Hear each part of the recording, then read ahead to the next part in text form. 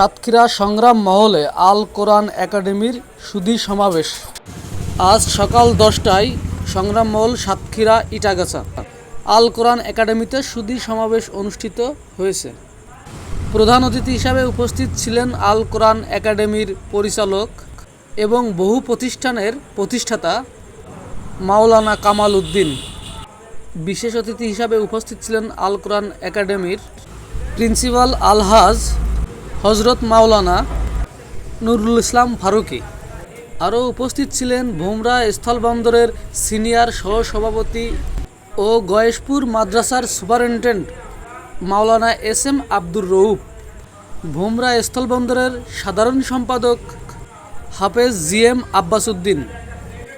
এছাড়া আরও উপস্থিত ছিলেন সাতক্ষীরা জেলার বিভিন্ন মসজিদের ইমামগণ। উপস্থিত সকল সুধীদেরকে আল কোরআন একাডেমির একটি করে কোরআন শরীফ ও চিরস্থায়ী ক্যালেন্ডার প্রদান করা হয়েছে। এতক্ষণ শুনছিলেন দৈনিক বাংলাদেশ চিত্র পত্রিকার প্রতিবেদন। সাতক্ষীরা থেকে আমি জি.এম. আব্বাস, বিশেষ প্রতিনিধি।